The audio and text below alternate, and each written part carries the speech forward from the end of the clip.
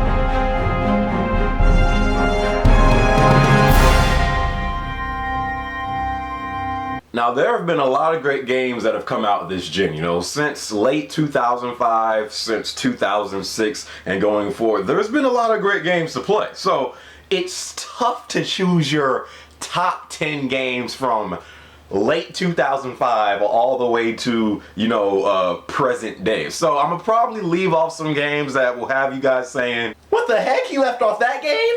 Unsubscribes, I'm done. Sucker, this is my top 10, okay? This is mine, okay? Everyone's top 10s will be different, okay? You can leave your top 10 in the comment section. You could feel free to make a video. Do they still do video responses? I don't know.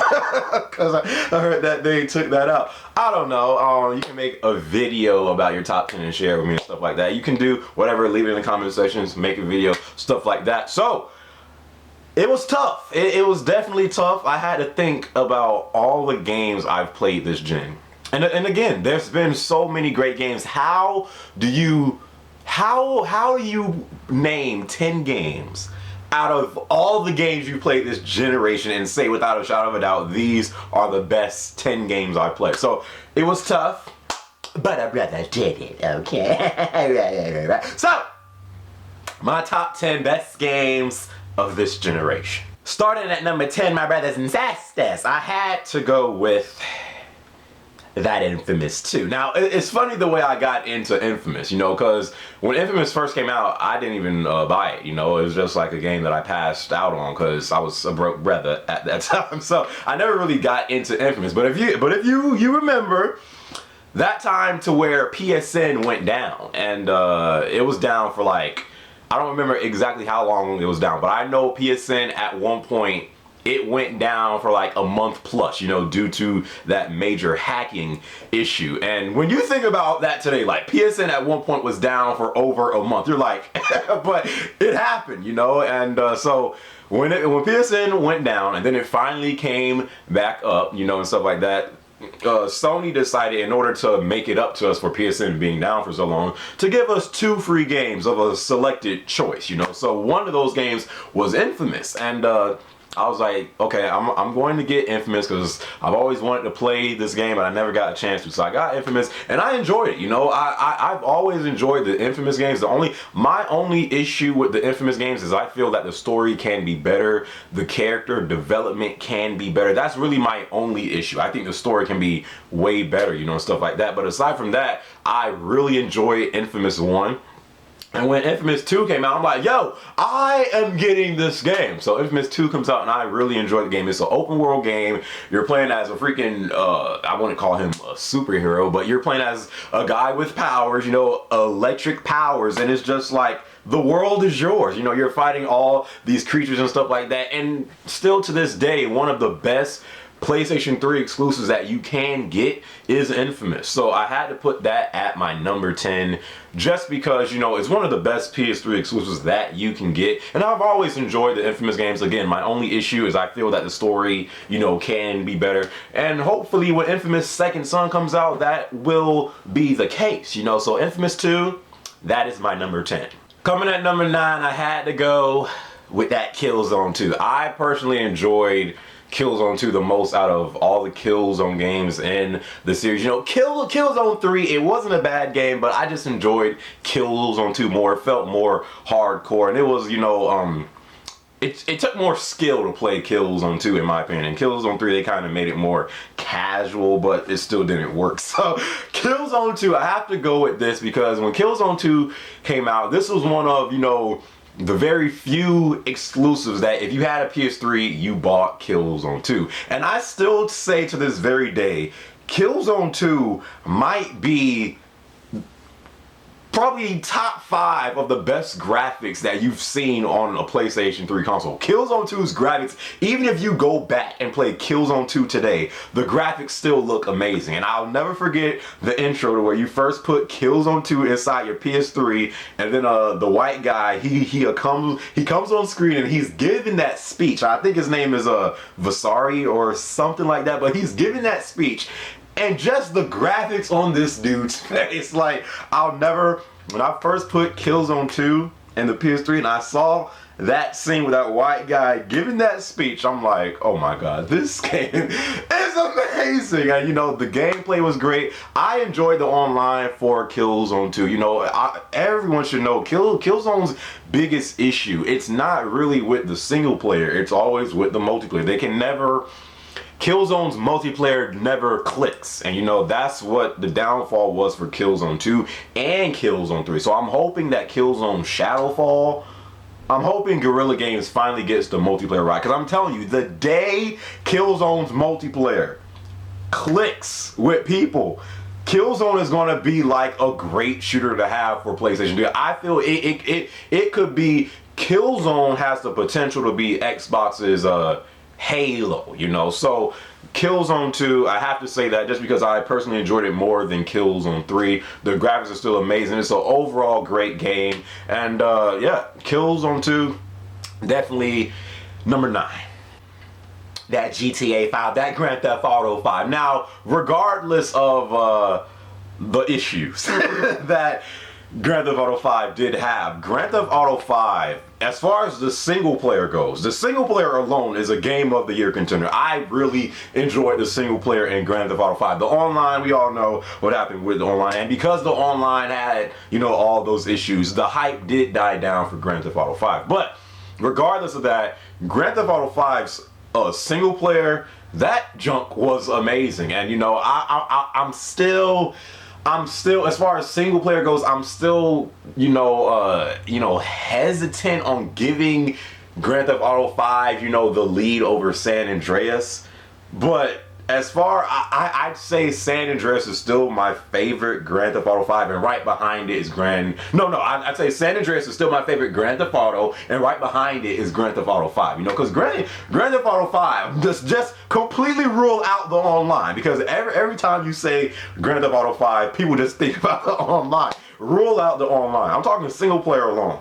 Single player alone, I definitely say Grand Theft Auto 5 is right behind San Andreas. It's very, just like I said in my review, I was really impressed how Rockstar was able to have 3 main characters in the storyline and make it work so well. Both Franklin, Trevor, Michael, they were all great characters, and it never, you know, ruined the flow of the story. So it's not the best game of this generation, but it definitely is in my top 10, and that says something because it just came out not that long ago. So Grand Theft Auto 5, that would be my number 8. This game probably put, you know, it finally, you know, had gamers saying, oh, they really can make a great superhero game, and that has to be Batman Arkham City. I was about to say Arkham Asylum, but because of just how much content was in Arkham City, and I personally enjoyed the story a little bit more in Arkham City, I'd give it the edge over Arkham Asylum. Batman Arkham City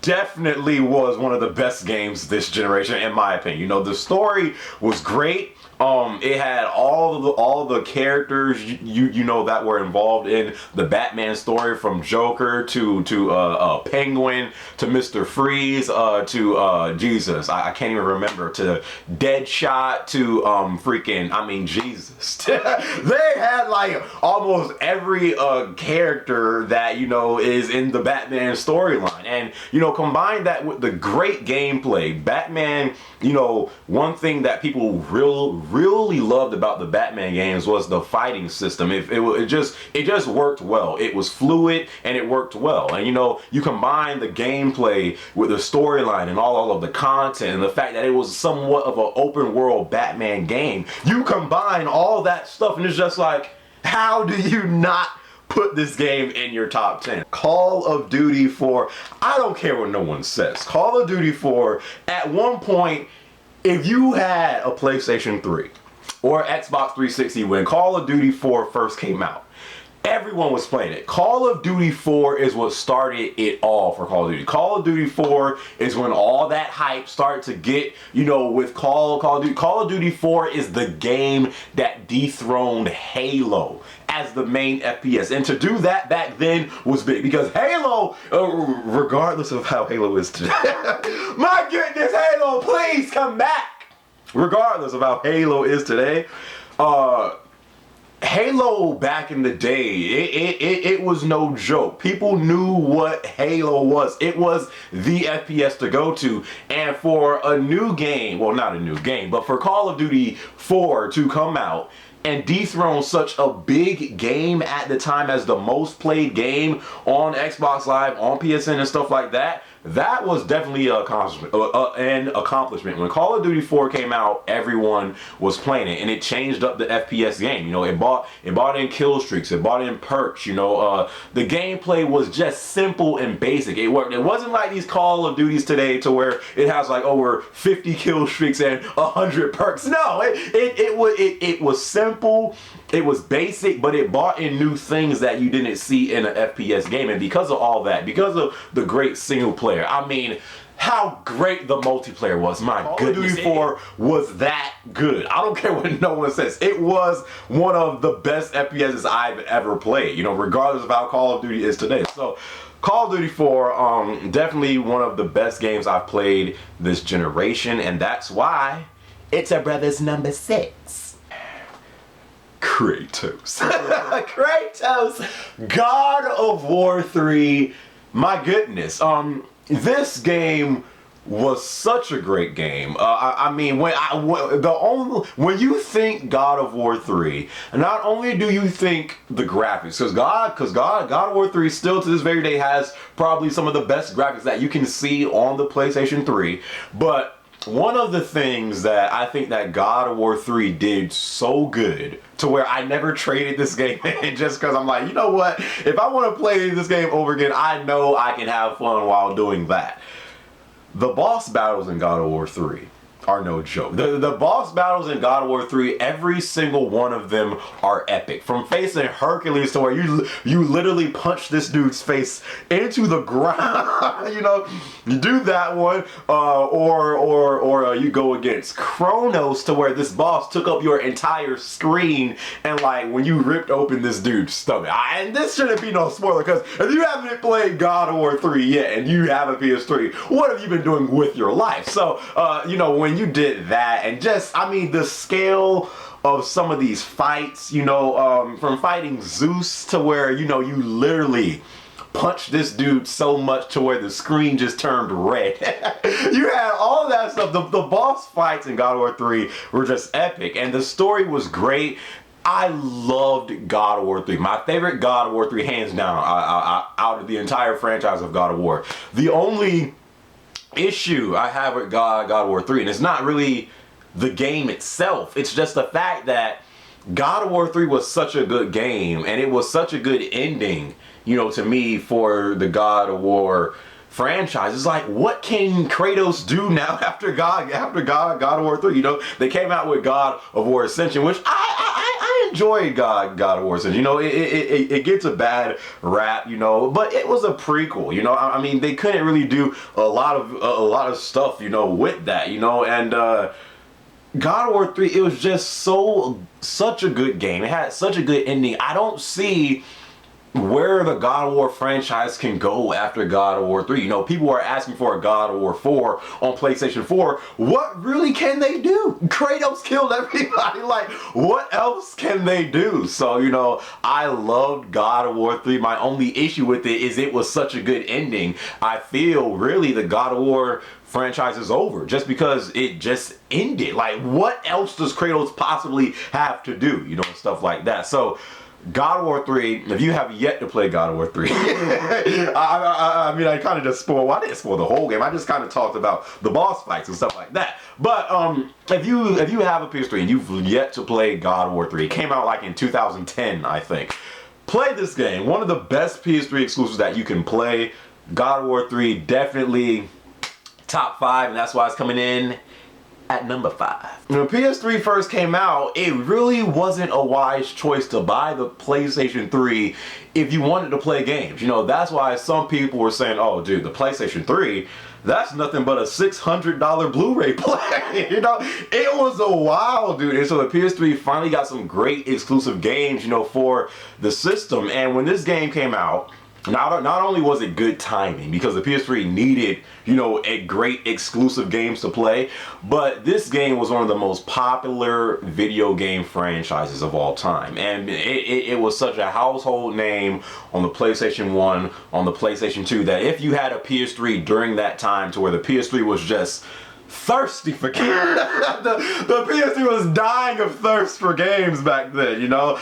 When this game came out, 10 times out of 10 you bought this game just because not only was it such a big franchise for PlayStation, but the PS3 needed games. It was dying of thirst for games. So that game, my brothers and sisters, is none other than that Metal Gear Solid 4. This game, still to this very day, is flawless. Now, some people, they don't like Metal Gear Solid 4 just because of the fact the cutscenes sometimes are lengthy. You know, I think people over-exaggerate how long some of these cutscenes. I've seen people say, dude, I spent like 2 hours, you know, watching one cutscene. But no, that is not the case. Now, I will say, there are some cutscenes in Metal Gear Solid 4 that do go over half an hour. No lie. No lie, dude. And when you think about watching a cutscene for over half an hour, you're like, really? Like, but Metal Gear Solid 4. This game, if you were into the Metal Gear Solid franchise before Metal Gear Solid 4, because Metal Gear Solid 4 was my first Metal Gear game. I never really played the Metal Gear franchise before that. I just never really got into it. But after I played Metal Gear Solid 4, I had to go back and get Metal Gear 1, get Metal Gear 2, get Metal Gear 3, because I just enjoyed it that much. I'm like, how am I enjoying a game this much to where I don't know anything about these characters? But I think Metal Gear 4 did a great, you know, job of explaining the story, you know, of Snake and stuff like that, and Liquid and Big Boss, and I'm not going to spoil the story because I do know a lot of people who have yet to get into the Metal Gear franchise. You really do need to do. Metal Gear is one of those games. It's one of the best. It's like in my top 5 of best video game franchises of all time, you know, for me, you know, stuff like that. So Metal Gear Solid 4, this game, still to this day, it is a flawless PlayStation 3 game, in my opinion. The ending of this game, it's very few games to where you know, the story just captivates you so much that it literally, the end, I'm not going to spoil it, but the ending of Metal Gear Solid 4, it did leave me teary-eyed. And there's very few games that do that. And when a game can get you that into the storyline, and the gameplay is good and stuff like that, how do you not put this game in your top 5? So Metal Gear Solid 4, just Metal Gear in general. I know so many people who have yet to get into the Metal Gear Solid franchise. I got into it late, okay? You can still get into it, you know, stuff like that. So highly encourage you. If you have a PS3 and you have yet to play any of the Metal Gear games, I am telling you right now, that Metal Gear is no joke. I'm very excited for Metal Gear Solid 5, the Phantom Pain and stuff like that. But Metal Gear Solid 4, I love this game so much, and Metal Gear Solid 4 is number 4. Now, I have an Xbox 360. You know, some people label a brother. I mean, can you believe? I mean, can you believe such a crime? Can you believe such a thing that people will label a brother a chocolate brother? As a PlayStation fanboy, I am so far away from being a fanboy that it's like, if you call me a fanboy, it's blasphemous, okay? I am not a fanboy. Do I prefer PlayStation over Xbox, over Nintendo? Yes, I do. But I have an Xbox 360. For one reason. For one reason, no matter how bad the franchise, well, not bad, but no matter how, what's the word? No matter how disappointing the franchise has been as of late, Halo, dude. Halo 3, dude. Halo 3, I didn't appreciate. Now, here's the thing with me.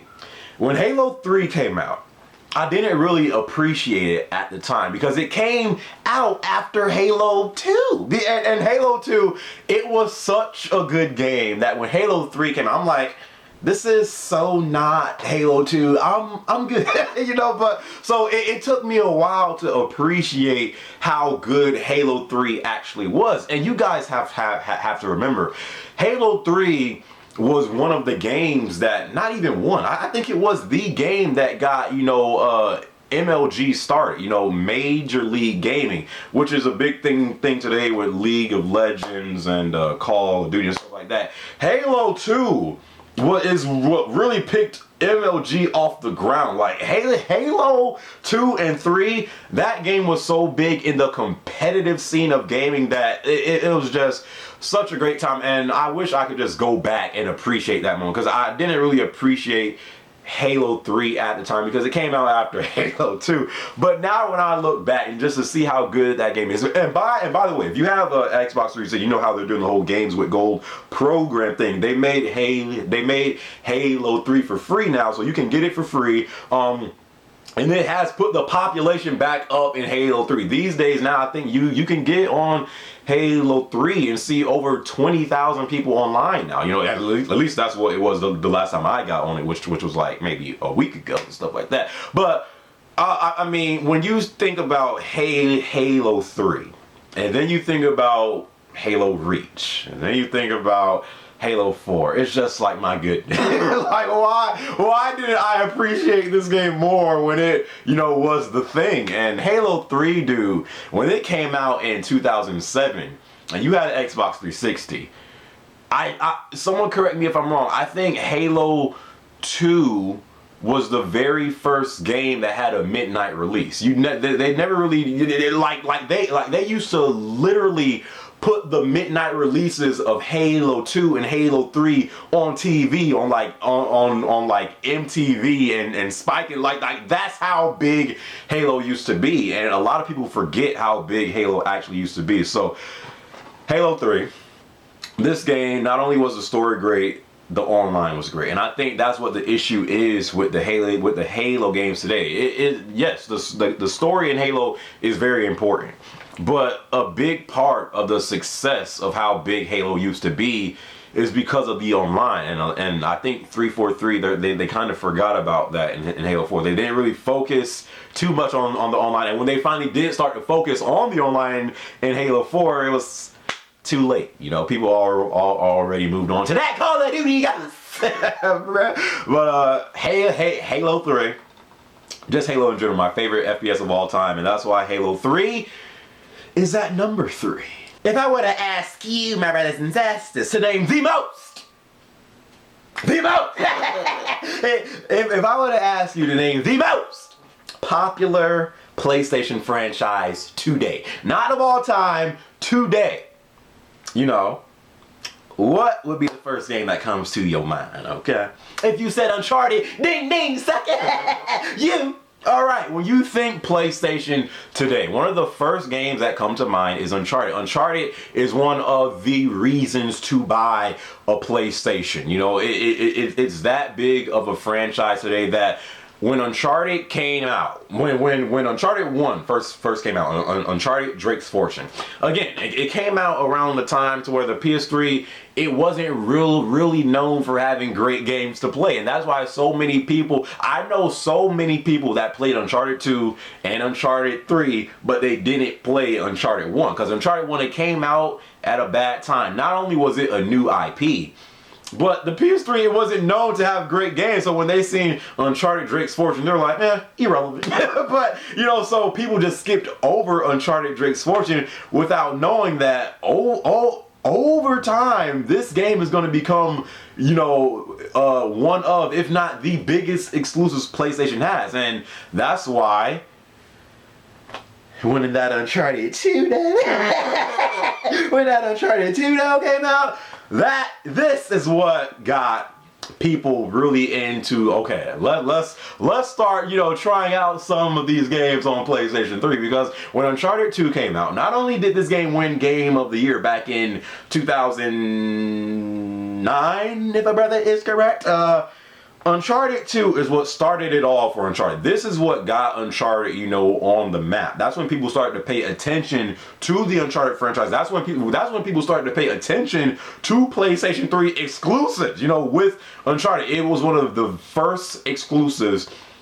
It was one of the first great exclusives that the PlayStation 3 had to offer at the time. So Uncharted 2, when it won Game of the Year, it was a huge thing because the PlayStation 3, it was being so criticized of not having great exclusive games to play, even though back then it did have Resistance and stuff like that. But when you compare Resistance and Uncharted as far as which one is the bigger franchise, come on, it's always Uncharted. So Uncharted was one of the first, if not the first great exclusive that the PlayStation 3 had to offer. It put the PlayStation 3 on the map. Uncharted 2 won Game of the Year. It had a great storyline, and there's always that debate between which Uncharted is better, Uncharted 3 or Uncharted 2. Now, hands down, I mean, there is no debate. there is no debate. When it comes to the online, Uncharted 2 just wins, because Uncharted 3, Uncharted 3's online, it does get a bad rap. It's not terrible. A lot of people forget that Uncharted 1 did not have online. They implemented online multiplayer in Uncharted 2, and to have it work so well, that's one thing with Naughty Dog. When they implement a multiplayer, in a game that you think that how is the multiplayer going to work, it always works. And it really worked in Uncharted 2. Everyone was playing the Uncharted 2 multiplayer at the time. It had a great storyline, and after you beat that, you could go to the multiplayer and play that. So it's always that debate between which one you liked more, Uncharted 3 or Uncharted 2. I'd say overall, Uncharted 2 was the better game, and Uncharted 2 among these, this was the game that put the PlayStation 3 on the map. This is what had people saying, oh, if I buy a PlayStation 3, I could play Uncharted. That's how big this game was, and that's why Uncharted 2 is number 2. Okay. Like I said, man, this was tough. This was definitely tough to do. Like, how do you pick out only 10 games that were your best games this entire generation when you've been playing all these games that have come out since late 2005 up until now? How do you only choose 10 games? It's tough. It's definitely tough to do, but because of how big this game was for me personally, and because this is one of the last because this is one of the last great PlayStation 3 exclusives to come out before the arrival of that PlayStation 4 now. This game, you guys know me in this game. I was on this game's nuts. I was on this game's testicles since it was very first announced, and because I seen it was being made by Naughty Dog, I'm like, yo, this game, I guarantee people before this game, before we even saw gameplay, I gave this game the title of Game of the Year. I was like, dude, trust me, this game is Game of the Year material. People are like, how can you say that? We have not even seen gameplay. I'm like, is being made by it's being made by Naughty Dog. What more proof do you possibly need? So I was on this game's testicles since day one, and when it finally came out, it was a special time for a birthday.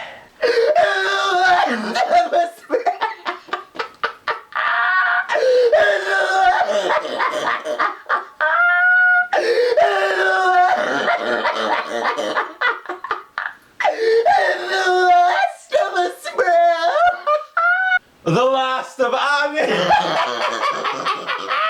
What more do I have to say about this game? I mean, you guys know my stance when it comes to The Last of Us. This game, I've been saying that this game is my game of the year since it was first teased back in 2011. Okay, so people have been asking me, what is my game of the year? I know Grand Theft Auto 5, when that came out, some people were like, dude, I'm sorry.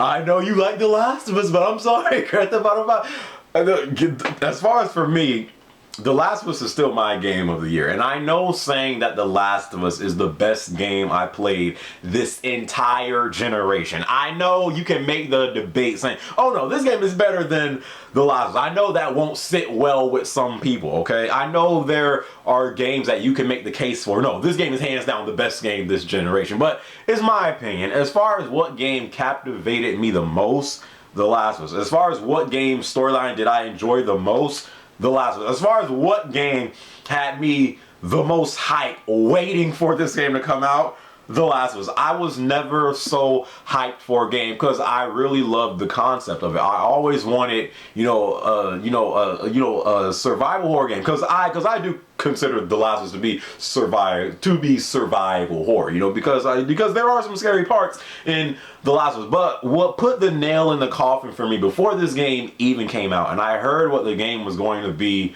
about, in an apocalyptic era and stuff like that, when I heard it was being made by Naughty Dog, that is what really got me hyped for this game, and that's what really had me saying, yo, watch out, when this game comes out, this game is going to be game of the year material. And people were saying that I was saying that too fast, but look at it, The Last of Us, this game is hands down a game of the year contender. And again, I know it's a huge statement to say that this is the best game this entire generation, because I'm not saying that The Last of Us is perfect. There are some flaws in The Last of Us story as far as the gameplay. Really, the only issue I really had with The Last of Us is when it came to the AI. When freaking Ellie could run past a guy, run 2 circles around him, play hopscotch in front of him, and then just to have the guy say, where's this guy? It's just like, it kind of took you out of the game. But overall, as far as what game had the best storyline this gen for me, I'm sorry. What storyline did I enjoy the most? The Last of Us. And the multiplayer, it wasn't that bad. Naughty Dog is always good at implementing a multiplayer in a game that you would think that how is the multiplayer going to work in this game. They're very good at doing that. I'm not saying that the multiplayer is perfect, because it's not. But I really have to say, out of all the games I've played this generation, what game had me the most hype, had me the most excited, and when it finally came out, I just could not stop playing it. Just the story alone.